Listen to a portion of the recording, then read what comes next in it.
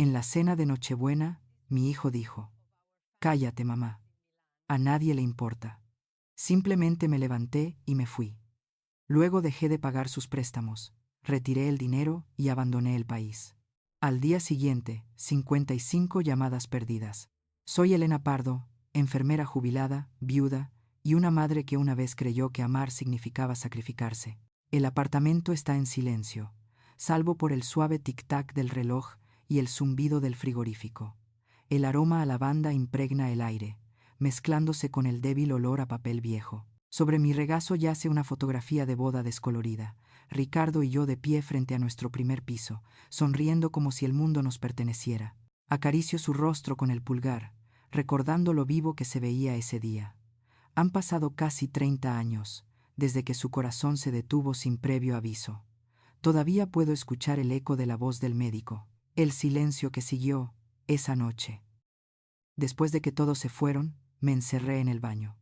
El espejo mostraba a una mujer que no reconocía, con los ojos rojos, los hombros temblando. De repente, sola con un niño de 10 años que acababa de perder a su padre, presioné mis manos contra el lavabo y susurré: «Mi hijo tendrá todas las oportunidades que nosotros nunca tuvimos. Nunca sabrá lo que es la necesidad. Me aseguraré de ello». Ese juramento se convirtió en el motor de mi vida. A partir de entonces, mis días se desdibujaron en un movimiento interminable. En el Hospital Clínico San Juan, hacía turnos dobles hasta que el agotamiento se convirtió en rutina. Mis pies se hinchaban dentro de mis viejos zuecos de enfermera, mi espalda me dolía como una vieja herida. La cena a menudo era sopa de lata en la sala de descanso, comida rápidamente antes de la siguiente llamada. La luz parpadeaba. Cuando mis compañeros salían a tomar algo, sonreía y decía que estaba demasiado cansada. La verdad era más simple. No podía permitírmelo. Cada euro estaba destinado a algo. Mi viejo Seat vibró por las mismas carreteras durante 20 años. Remendaba los uniformes a mano, vestía ropa limpia, pero pasada de moda, y recortaba cupones como si fueran oraciones. La pequeña cuenta que llamaba el Fondo Futuro de Jaime era mi sustento. Contenía no solo dinero, sino también significado. Cada depósito era una promesa cumplida a la mujer que una vez lloró en el espejo. Hubo momentos en que el silencio se sentía como un peso aplastante. Pero no me resentía. Encontré paz en el propósito. Cuando Jaime traía a casa un boletín de notas lleno de sobresalientes, lo fijaba sobre el fregadero de la cocina y sonreía entre lágrimas. Sus victorias eran mi recompensa. Su risa era mi salario. Recuerdo la noche en que me dijo que quería ir a la universidad, fuera de nuestra ciudad. Asentí, fingiendo que no me aterrorizaba cómo iba a pagarlo. Después de que se acostó, me senté a la mesa con mi calculadora y una taza de té tibio, reorganizando números hasta que lo imposible parecía apenas manejable. La gente decía que renuncié a demasiado. Tal vez lo hice. Pero cuando amas profundamente, el sacrificio deja de sentirse como una pérdida. Se convierte en tu aliento. En las noches tranquilas, miro alrededor de mi piso y me pregunto a dónde se fueron los años. Construí el futuro de mi hijo ladrillo a ladrillo, creyendo que el amor regresaría de la misma manera. Pero el amor no siempre regresa. Y a veces, los muros que construyes con devoción terminan dejándote fuera. Cuando llegó la carta de aceptación de Jaime de la Universidad de Barcelona, lo vi abrirla de golpe en la mesa de la cocina. Le temblaban las manos, sus ojos brillaban de incredulidad. «Mamá, he entrado», susurró, con la voz quebrada. Lo abracé, y por primera vez en años, lloré de pura alegría. Esa noche, después de que se fue a celebrarlo, me senté sola con mi calculadora y una pila de facturas, matrícula, alojamiento, libros. Era más de lo que ganaba en un año. Pero no dudé. Retiré mis ahorros, pedí un préstamo personal y me apunté a horas extras en el hospital. Mi cuerpo dolía, pero mi corazón estaba lleno. Cada turno doble, cada amanecer borroso, cada comida consumida de pie, se sentía como un paso hacia su futuro. 4 años después, estuve en su graduación, una figura pequeña entre cientos. Cuando llamaron su nombre, lo vi levantar los brazos en triunfo. Mi pecho se hinchó de orgullo. Aplaudí hasta que me ardieron las palmas, lágrimas rodando por mis mejillas. Él no me vio entre la multitud. Pero eso no importaba. Había cumplido mi promesa. Luego llegó Marta, la primera vez que la conocí. Entró en mi piso con tacones altos y un perfume que inundó la habitación. Era educada, pero distante. Sus ojos divagaban sobre mis muebles sencillos. Jaime la miraba como yo solía mirar a Ricardo, como si ella fuera todo su mundo. Cuando se comprometieron, ella describió la boda de sus sueños, un cortijo junto al río, rosas blancas, un grupo de música en vivo. Asentí, calculando ya costes que no podía pagar. Jaime vino una noche, evitando mis ojos. Mamá, nos falta un poco, dijo suavemente. Entendí. Eché mano de mi fondo de jubilación y escribí el cheque. Me dije a mí misma que era amor. En la boda, Marta brillaba bajo las arañas de cristal, mientras Jaime la hacía girar por la pista. La música era hermosa, los invitados radiantes. Yo permanecía al borde de la multitud, sosteniendo mi copa de cava, sonriendo a pesar del agotamiento. Unos meses después, quisieron comprar una casa, algo perfecto para empezar una familia. Marta dijo: en Pedralbes, 2 plantas, jardín grande, encimeras de mármol. Les advertí que era caro, pero Jaime lo ignoró. Es una inversión. Mamá, nos las arreglaremos. Cuando el banco dudó, aporté la entrada con lo último del seguro de vida de Ricardo y firmé la hipoteca como avalista. Jaime me apretó la mano. Siempre has creído en mí, dijo. Sonreí, aunque la firma se sintió más pesada que cualquier turno que hubiera hecho. La casa era impresionante. Suelos pulidos, techos altos, luz solar a través de los cristales, pero cada vez que visitaba, me sentía fuera de lugar. Marta me recibía con una sonrisa perfecta que nunca llegaba a sus ojos. Aún así, seguí yendo cada domingo, llevando mi tarta casera. Era mi ritual, mi ancla. Llegaba temprano, ayudaba a poner la mesa, les contaba a Lucas y Carla historias de su abuelo, como una vez se le cayó un pavo en Nochebuena y se rió hasta llorar. Antes se reían a carcajadas, más tarde, empezaron a mirar a su madre antes de reír. Fingí no darme cuenta. Esas cenas me mantenían en pie.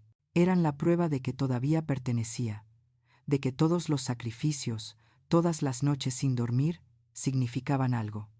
Todavía no veía las grietas formándose bajo la superficie pulida. Por ahora, yo era simplemente una madre orgullosa de su hijo, una mujer que había dado todo por amor, inconsciente de que el mismo mundo que construí para él algún día se volvería contra mí. Ocurrió tan lentamente que casi no me di cuenta. El cambio fue silencioso, como el leve crujido de la madera antes de astillarse.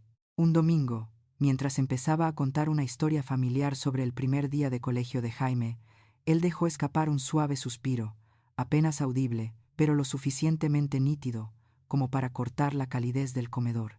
Mamá, dijo, sonriendo a medias. Esa ya la hemos oído. Me reí, fingiendo no notar la impaciencia en su voz, pero el ambiente cambió. Fue sutil, pero inconfundible. El espacio que una vez llené con comodidad ahora se sentía prestado. Las reacciones de Marta vinieron después, silenciosas y deliberadas. Cuando me ofrecía ayudar en la cocina, ella decía: «Oh, no, Elena, siéntate, por favor. Ya has hecho suficiente». Su sonrisa era educada, pero su tono llevaba una distancia que no podía nombrar. Al principio, pensé que me lo estaba imaginando, pero pronto sus pequeñas bromas se convirtieron en regulares y diminutos pinchazos envueltos en encanto. «¿Qué mona eres?», dijo una tarde mientras intentaba enseñarle mi antigua receta de ragú. «Tú y tu cocina a la antigua. Hoy en día usamos freidoras de aire, no slow cookers». Jaime se rió, no por crueldad, sino por costumbre. Sonreí también, aunque me dolió. Los desaires se hicieron más audaces. Durante las conversaciones, Marta miraba su móvil o intercambiaba miradas de complicidad con Jaime. Siempre que yo hablaba, si ofrecía algún consejo, ella ladeaba la cabeza y decía: «Oh, qué interesante, la forma en que la gente lo dice cuando quiere decir irrelevante». Aún así, me convencí de que era el estrés. Las familias jóvenes tenían presiones que yo nunca podría entender. Me dije a mí misma que no pretendía hacer daño, que simplemente estaba cansada, que él solo estaba distraído. Pero la negación tiene una manera de convertir el dolor en rutina. Un domingo, decidí llevar algo especial, un álbum de fotos familiar que había guardado durante décadas. La cubierta estaba desgastada, las páginas amarillentas, pero las fotografías dentro eran pedazos de nuestras vidas. Ricardo sosteniendo al pequeño Jaime en el zoo. La primera bicicleta de Jaime. Nuestra antigua casa en invierno. Una instantánea mía en mi uniforme de enfermera, sonriendo a través del agotamiento. Quería que Lucas y Carla vieran de dónde venían, que conocieran los rostros y los momentos que nos formaron. Después de cenar, coloqué suavemente el álbum sobre la mesa de centro y dije, pensé que tal vez podríamos mirar algunas de estas juntos. Marta ni siquiera levantó la vista de su copa de vino. Oh, Elena, ahora no, dijo, con voz ligera pero firme. Nadie quiere mirar esas cosas viejas y polvorientas. Solo están desordenando la mesa de centro. Desorden. La palabra me golpeó como una bofetada.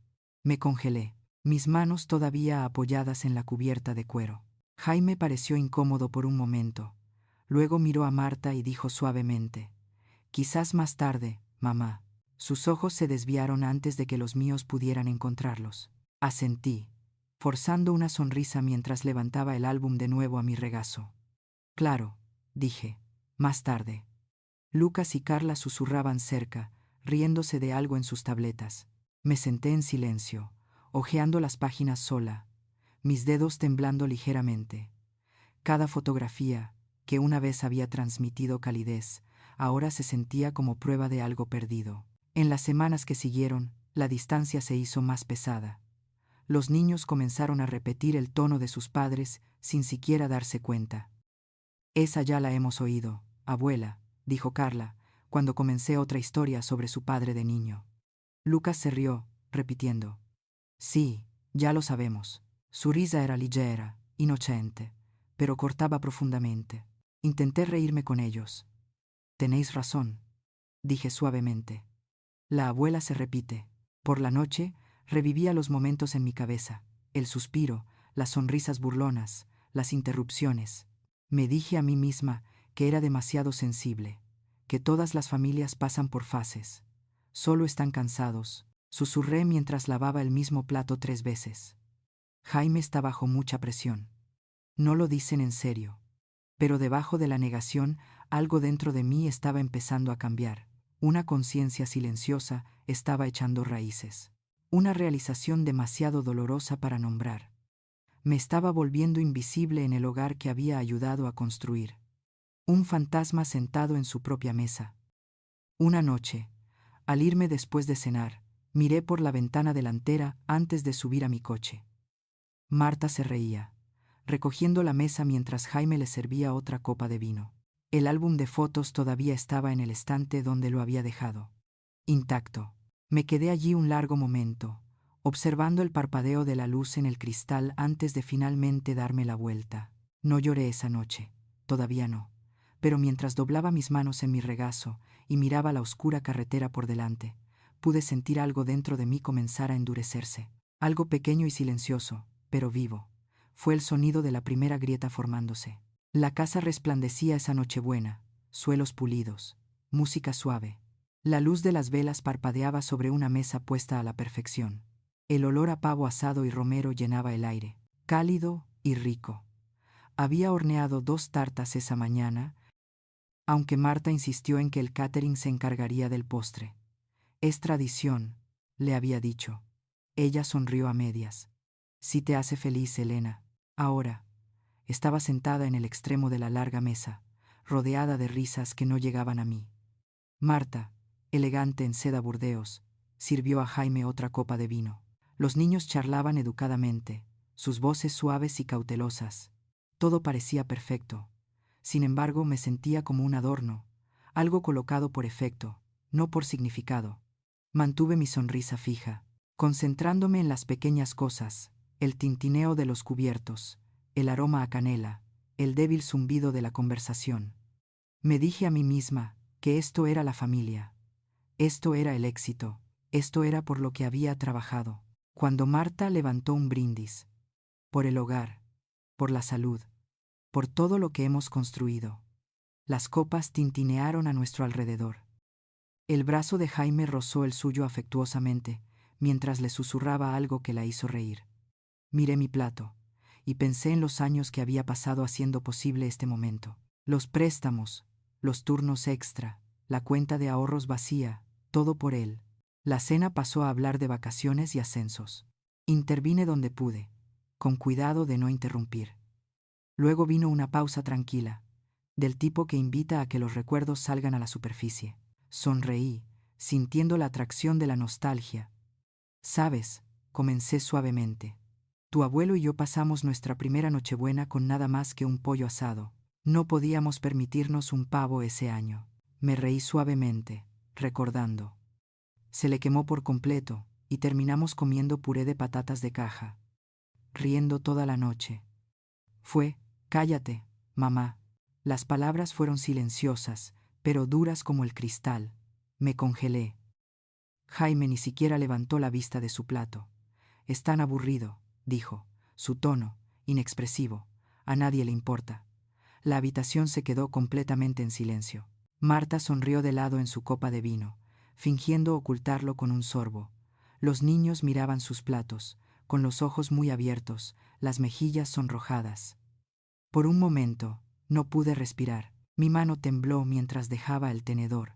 El sonido del metal sobre la porcelana pareció ensordecedor. Esperé a que se diera cuenta de lo que había dicho, a que sus ojos se suavizaran.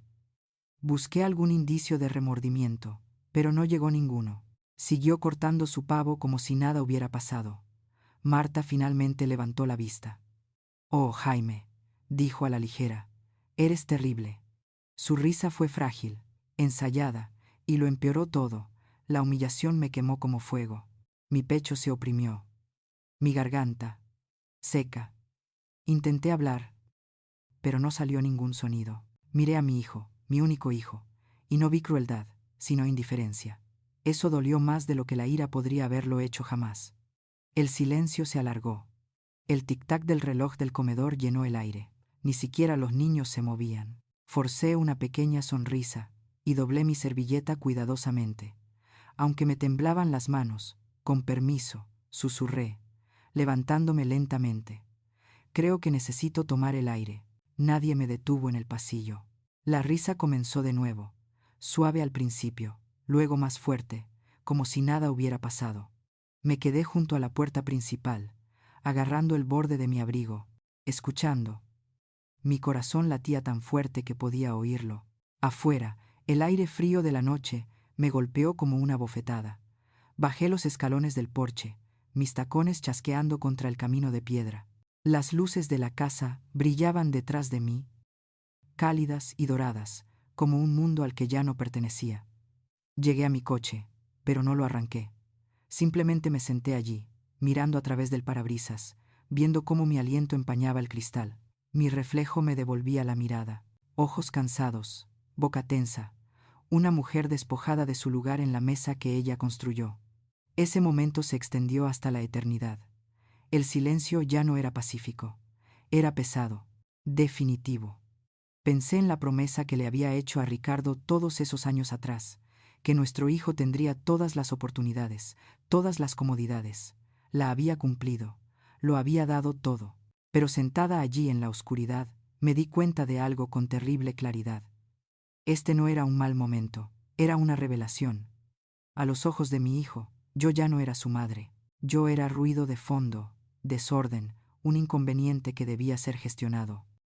La risa dentro de la casa se hizo más fuerte, amortiguada a través del cristal, y supe que no podía volver a entrar. No esta noche. Tal vez nunca. Giré la llave en el contacto, con las manos aún temblando, y me alejé lentamente. La carretera brillaba con las luces de la calle y la escarcha, y con cada kilómetro, la opresión en mi pecho se aliviaba un poco. No lloré. No me quedaban lágrimas. Pero supe que algo se había roto, algo profundo e irreversible. Esa noche, la mujer que había construido su vida en torno al amor y al sacrificio desapareció silenciosamente, y en su lugar nació algo nuevo, un silencio más nítido que cualquier palabra que su hijo hubiera pronunciado. Les dije que no me encontraba bien. Mi voz no tembló. Estaba tranquila, casi educada. Marta levantó la vista brevemente, su sonrisa tensa. Claro, Elena, descansa un poco. Jaime ni siquiera me miró. Sí, mamá. Conduce con cuidado, eso fue todo. Ninguna preocupación, ningún afecto, solo el rasgueo de los tenedores contra los platos mientras me deslizaba silenciosamente fuera de la mesa. El aire exterior era frío y cortante. Me quedé en el porche por un momento, inhalándolo, mirando la casa que brillaba detrás de mí, el hogar que había ayudado a pagar, lleno de risas que ya no me incluían. Bajé por el camino lentamente, el sonido de mis tacones débil contra la piedra. No conduje a casa. En su lugar, aparqué a unas pocas casas, bajo un roble sin hojas, donde aún podía ver las luces a través de las ventanas. Desde allí, la casa parecía perfecta, como una fotografía de felicidad. A través del cristal, vi siluetas moviéndose, escuché risas amortiguadas, mi familia, el trabajo de mi vida, mi sacrificio, y sin embargo, yo estaba sentada afuera en la oscuridad, sin ser vista. Las lágrimas llegaron en silencio al principio, luego más fuertes hasta que no pude parar. Mis manos agarraron el volante mientras los sollozos me sacudían. Años de agotamiento y angustia se derramaron en la tranquila noche. Lo había dado todo, cada turno, cada euro, cada pedazo de mí misma, para construir ese hogar, esa vida. Y ahora yo no era más que una idea tardía en su mesa. Cuando las lágrimas finalmente se detuvieron, me quedé quieta, con los ojos hinchados, la respiración temblorosa. La casa brillaba como una joya en la distancia, pero ya no se sentía como mía. Ese fue el momento en que entendí. Mis sacrificios nunca habían sido vistos como amor, habían sido tomados como un deber. Mi cuidado se había convertido en rutina. Mi devoción, invisible. No me amaban por lo que daba. Era útil por lo que proporcionaba. La comprensión me vació. Pero dentro de ese vacío, algo nuevo comenzó a formarse. El dolor se endureció, se enfrió, y se agudizó en algo claro e inquebrantable. Susurré en la oscuridad. Suficiente. Cuando regresé a mi piso, supe lo que tenía que hacer. Encendí la luz de la cocina. Su resplandor, suave y familiar. Todo estaba en calma, el mismo silencio que solía temer. Esta noche. Me tranquilizó. Fui al armario y saqué una vieja caja de metal, sus bisagras chirriando al abrirla.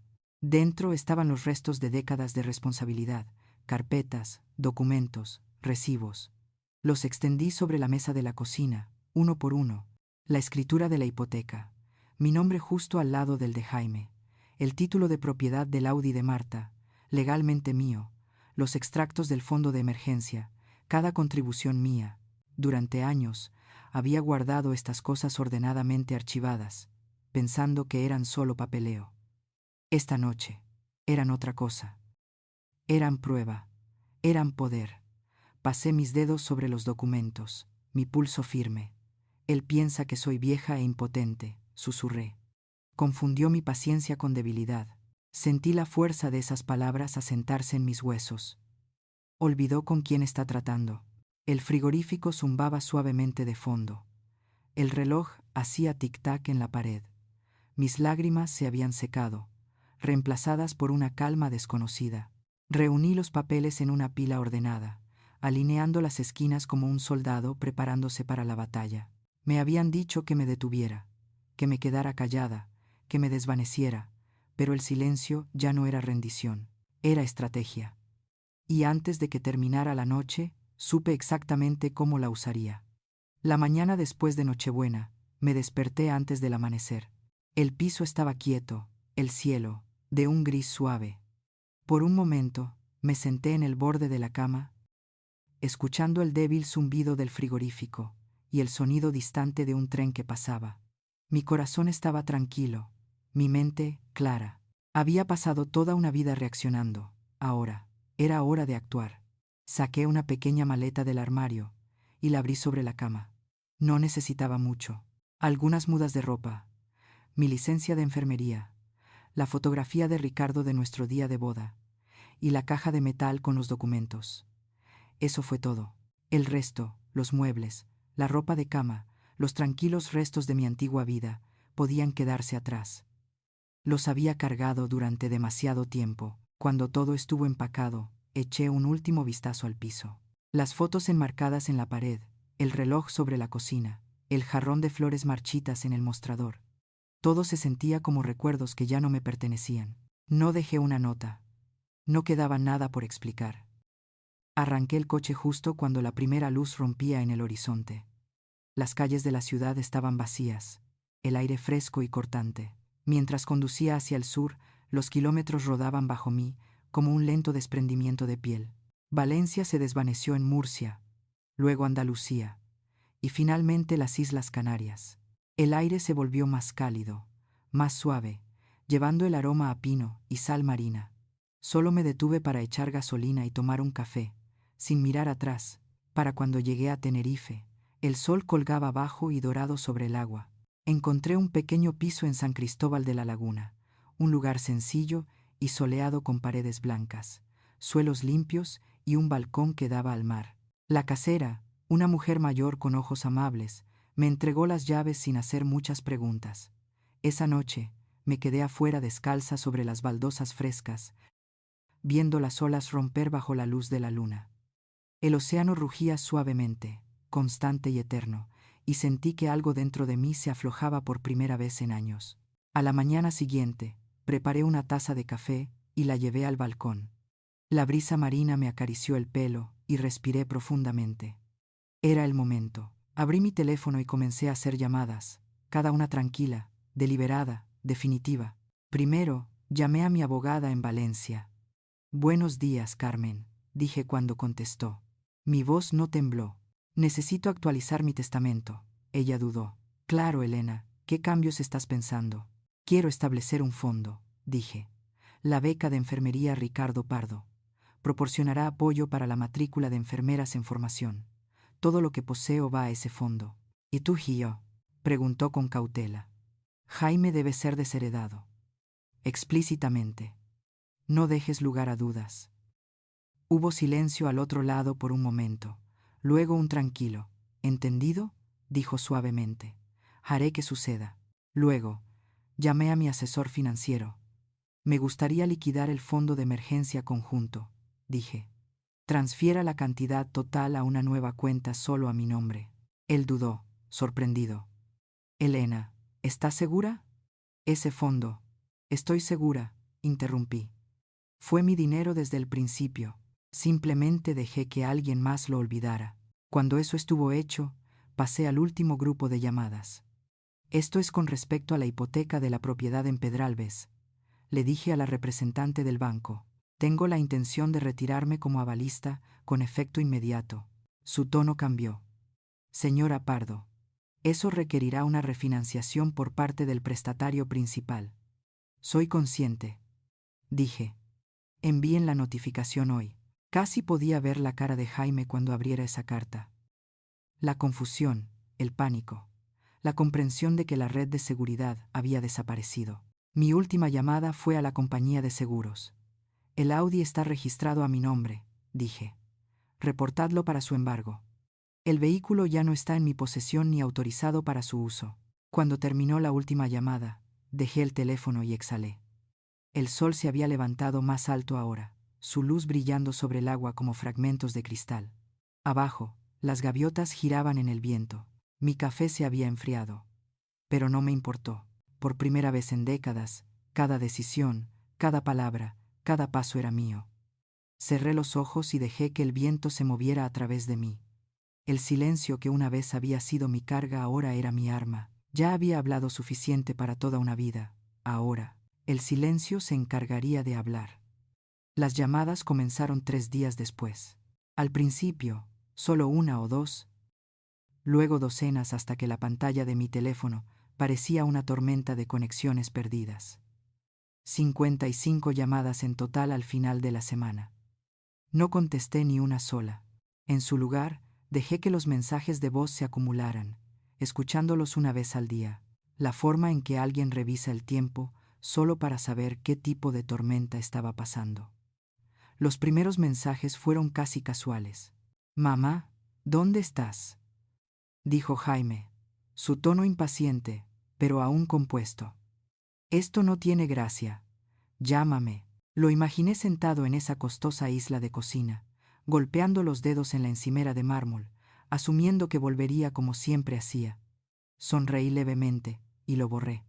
Al segundo día, el tono cambió. La voz de Marta temblaba a través del altavoz. Elena, la grúa se llevó mi coche. Dijeron, está registrado a su nombre. No entiendo qué está pasando. Por favor, ¿puedes simplemente llamarnos? Por favor. Su pánico temblaba en cada palabra, un sonido que conocía bien. Las consecuencias no son ruidosas, son desesperadas. Para el quinto mensaje, la compostura de Jaime se rompió. Mamá, gritó. Las palabras se rompían de rabia. El banco llamó. Dijeron que te están eliminando de la hipoteca y que tenemos 30 días para refinanciar. ¿Qué demonios estás haciendo? No puedes hacernos esto. Es el hogar de nuestros hijos. Estás destruyendo a esta familia. Destruyendo a esta familia. La ironía me hizo reír suavemente para mis adentros. Las familias no se rompen en un día. Se erosionan, poco a poco, hasta que una palabra en una cena termina lo que años de silencio comenzaron. Me senté en el balcón, el sol de Tenerife brillando en el agua, y borré cada mensaje. Mi silencio fue mi respuesta. En los días que siguieron me adapté a mi nueva vida. Café, aire marino y propósito tranquilo. Ser voluntaria en la clínica se sintió como volver a casa. Por primera vez en años, mis manos estaban firmes, guiadas no por el deber, sino por la paz. A veces después del trabajo, caminaba por la playa descalza, dejando que las olas lamieran mis tobillos. El mundo se sentía nuevo, más limpio, más suave. No pensé en la casa de Pedralbes, ni en la gente que aún estaba dentro. Pensé en respirar y en lo extraño que se sentía hacerlo libremente. Una mañana, estuve en el balcón, café en mano, el sol cálido en mi cara. El océano brillaba ante mí, vasto y vivo. Ya no era solo una madre o una viuda. Yo era Elena. Mi hijo me quería en silencio. Susurré. Consiguió su deseo. Mi silencio se llevó todo lo que él daba por sentado y me devolvió mi vida. Las olas respondieron suavemente. Y por primera vez en años, el silencio se sintió como paz. La travesía de Elena Pardo fue de angustia, coraje y silenciosa redención. Tras años de sacrificio y silencio, por fin recuperó su dignidad y su paz, demostrando que la fuerza no siempre ruge. También puede susurrar. Su historia nos recuerda que la autoestima nunca se pierde, solo se olvida. Si disfrutó de esta historia, por favor, dele a me gusta, compártala y suscríbase a nuestro canal. No olvide comentar abajo y contarnos sus pensamientos, o compartir una historia suya. Visite nuestra página para más relatos poderosos y emotivos como este.